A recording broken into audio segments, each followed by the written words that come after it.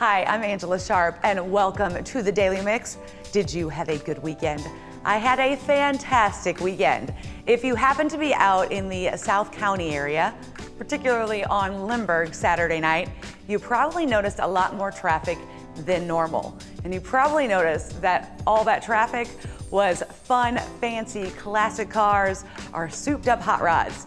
It's a group on Facebook called Cruisin' Lindbergh, and they are amazing. They are awesome. This is the second year they've done it. The first year, they got a little bit of heat just because of the timing of the pandemic hitting and everything. But this year was a great, great treat. People were lined up and down the streets in lawn chairs just to watch these fun classic cars.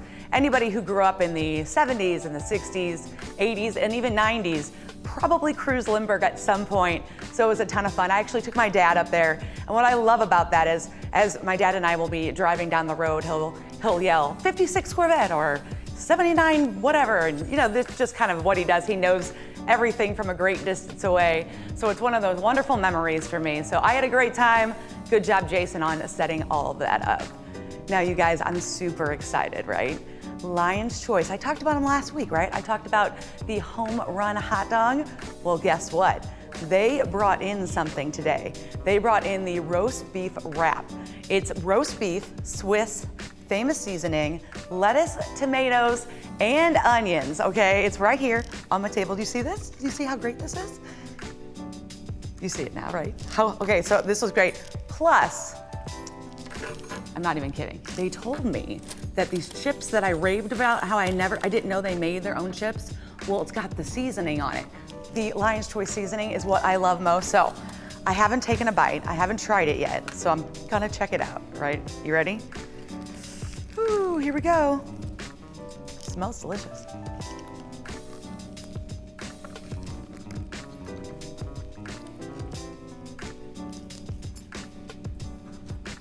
Nothing like eating on TV, right? That's just what you wanted to hear, is me chewing. This is phenomenal. So the roast beef wrap is available for a limited time at Lion's Choice. You can follow them on social media for all their latest news. Definitely need to get this. This is gonna be great. I'm gonna eat the rest of this for lunch. I've got my lipstick marks all over this, by the way. But it's so good. So thank you so much, Lion's Choice. The chips are coming next, but let me first tell you that later on in the show, I've got Jessica Cooke.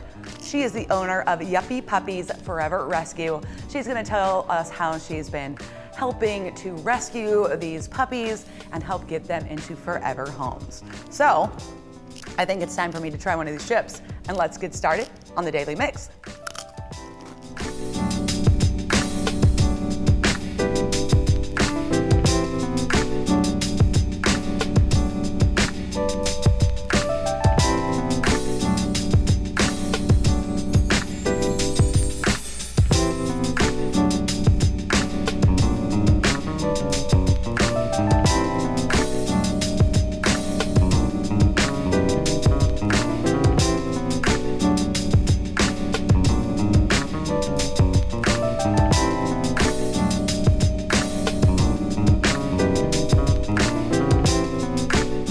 The St. Louis Zoo has been dedicated to saving endangered wildlife and their habitats around the world for many years. It's just one of the many reasons we love our zoo. And their conservation work is also a big reason why Travel and Leisure magazine just named the St. Louis Zoo one of the 9 best zoos in the U.S.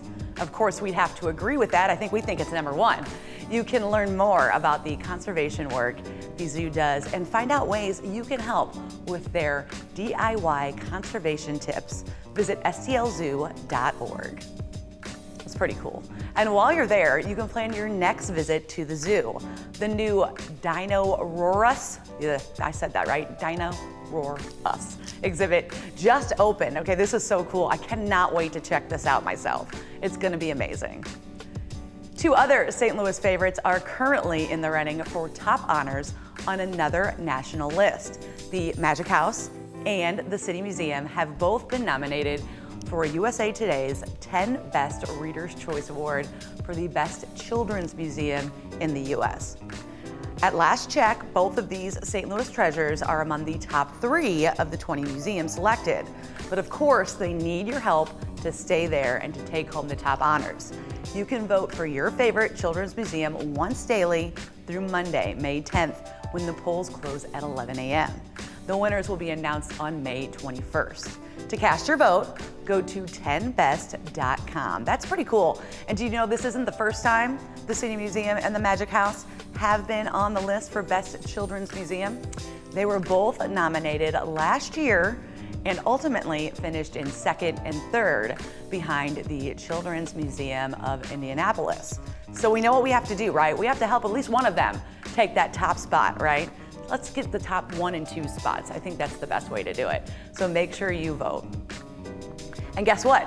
This year, the City Museum has actually been nominated for 2 categories. They were also nominated for Best Immersive Art Experience. So while you're voting for the Best Children's Museum, be sure to take a moment and vote in that category as well. Awesome, that is so cool. I love when St. Louis things get national recognition. We all love that. Now, Earth Day is this Thursday, but here in St. Louis, Earth Day 365 has turned April into Earth Month. With the pandemic still lurking, they've made their annual festival a month-long collection of virtual and socially distant in-person events. I like that they're mixing it up. They also kicked off the first ever Green Dining Week. Now, through April 25th, select area restaurants will be offering special menu items with 20% off of the proceeds going to Earth Day 365. Check out earthday-365.org for more details and all the different ways they're celebrating Earth Month. That's pretty cool. Independent Bookstores is this Saturday, so it's Independent Bookstore Day. That's this Saturday. Now, according to an article in St. Louis Magazine, Left Bank Books, The Book House, The Novel Neighbor, and Subterranean Books all have a variety of special events and deals to celebrate. Now, Independent Bookstore Day has been celebrated since 2015, but this year it's kind of probably more important because a lot of those independent bookstores have been hit very hard this past year. So this Saturday, April 24th, is a great time to go out and show your support for your local indie bookstore. Plus, you might find a new book that you didn't know you wanted. By the way, if you happen to see the Rolling Stones magazine with Eric Church on the cover, let me know. I've been looking all over St. Louis and I can't find it. Now, does your dog have what it takes to be the next chief tasting officer for Busch Beer? That's right. I know it's a job you want, but right now they're looking for dogs. So last year, Busch released its first alcohol-free beer for dogs, and the first batch of Dog Brew sold out within 24 hours. Now, Dog Brew is expanding, and what they're looking for is some dog that will get a $20,000 salary plus benefits. That's including healthcare, which is really pet insurance, and company stock. This is huge, okay? So basically, you get free Dog Brew if your dog is selected. That's pretty cool.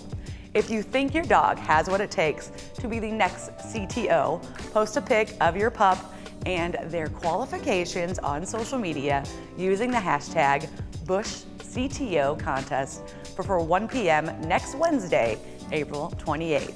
You can also learn more at busch.com/CTO. That's pretty awesome. Now, if any local dogs get this gig, please let us know. We want to know about it. Maybe we'll have your dog come show off his beer tasting skills. We know how much St. Louis loves its beer. In fact, our region is home to at least 35 different breweries. Did you know that? Includes several microbreweries and beer pubs. Check out this video from STL Made highlighting the brewing community. We're a beer drinking community. We've got all of these amazing neighborhoods that each have their own vibe and their own feel.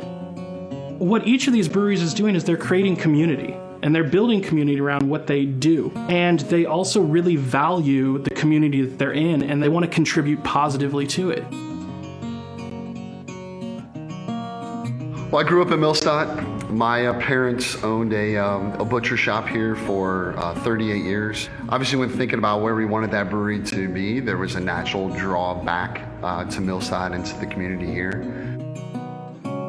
We hire locally, Local people spend their money here. We have kind of become a gathering place. It's an extension of people's living rooms in our community, and that's extremely important to us. That's something that we're very proud of, is creating more of a community in our community. They can become a hub for people to congregate because it gives the people in their neighborhood something to identify with, like the actual place that was like, no, man, Perennial is like my spot. It's right down the street from my house. Every step of the life cycle of the growth of a brewery is an exercise in just pumping more money into the local economy. Here in Maplewood, when Schlafly Bottle Works opened, that brewery anchored this community and anchored growth coming to it. And we've seen this play out again and again in neighborhoods across the city. We have 9 breweries total in the St. Charles area.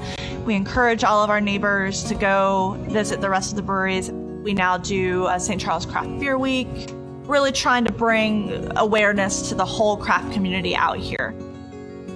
I fell in love with this building as soon as I walked in, though. It was 20,000 square feet. It was completely open. We're 4 blocks from Busch Stadium. Me and my family live in the city. We are hyper committed to the city, and we're excited to see where the city goes in the next 2, 3, 4, 5 years. It's not just about the beer they're making. It's about the lives they're touching, the economic impact they're having, the communities that they are driving and anchoring. If you are a neighborhood where a brewery is interested in going into, you should be interested in bringing them to you.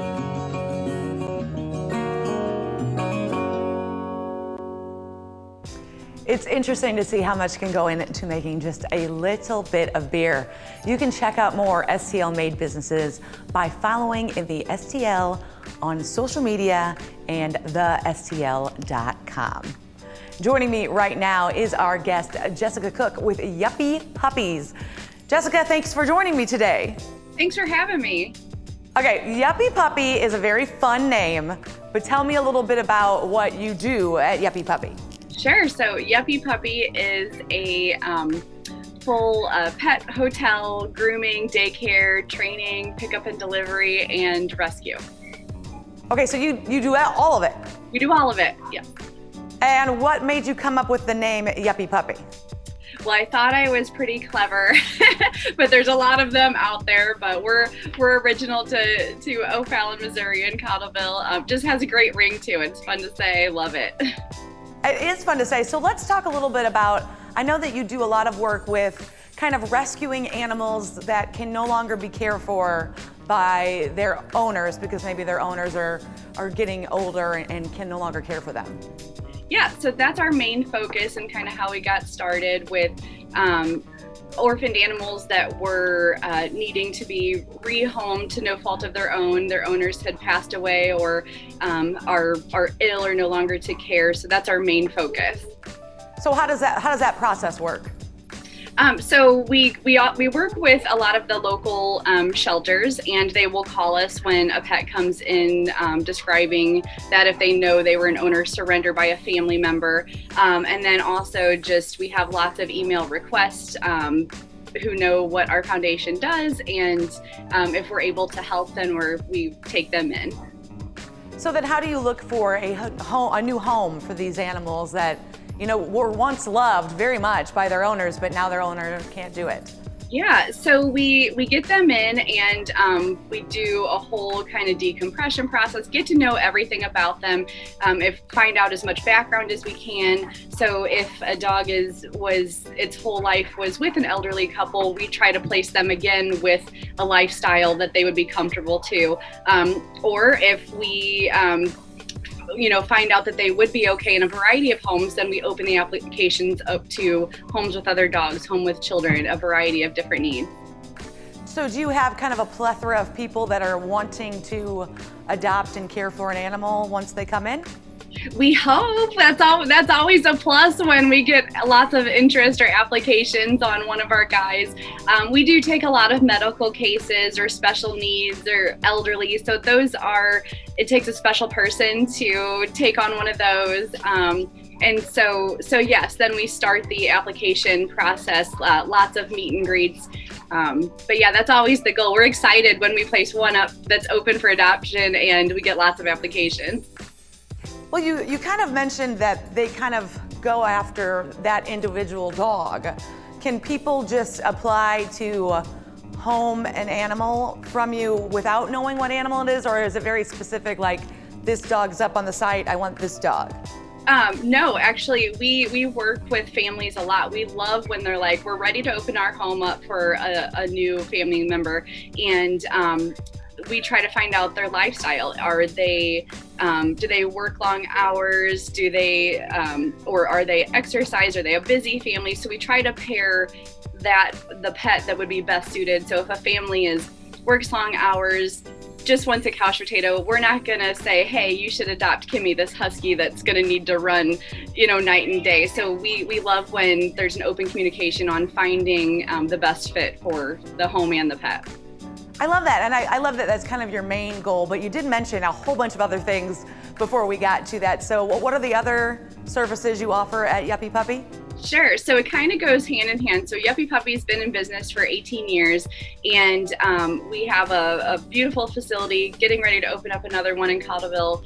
So we do overnight stays, boarding. We're staffed 24 hours a day, have a whole group of trainers, and grooming salon, doggy daycare. So we're able to take in the rescue dogs and treat them like a client and get them used to grooming services if they weren't, provide training needs if they need. So we do it all. Yeah, you guys do it all. And isn't there's some sort of plus that you add if someone adopts one of those puppies that are in need? Yes, so we always offer, if they're in the area and able to use our services, it's 50% off for life, just because we appreciate somebody adopting one of our animals that are in need, and we selfishly want to continue to see them too and continue their progress and update, but we don't want money for the future to hinder them from providing those skills or providing those needs and just continuing kind of where we left off on our stepping stone for them. I love that. And I know you're in the O'Fallon, Cottleville area, but how can somebody find out more information and maybe see if this is something that maybe would fit with them? Sure. Our website is yuppypuppyspa.com. We have Facebook for both locations and Facebook for the rescue, Yuppy Puppy O'Fallon, Yuppy Puppy Cottleville, and YP Forever. And they can always stop by anytime as well. I love that. And are you also accepting like donations or people volunteering their time?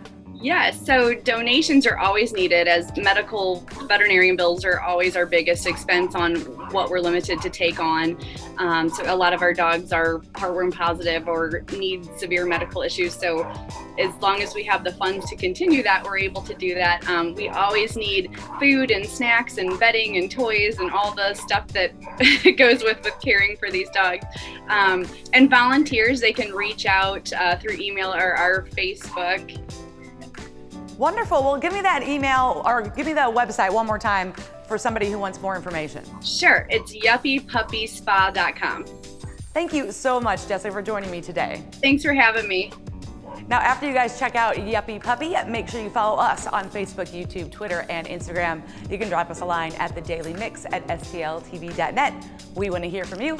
That's going to do it for the Daily Mix. We keep it right here on STL TV and Experience St. Louis. I'll see you next time.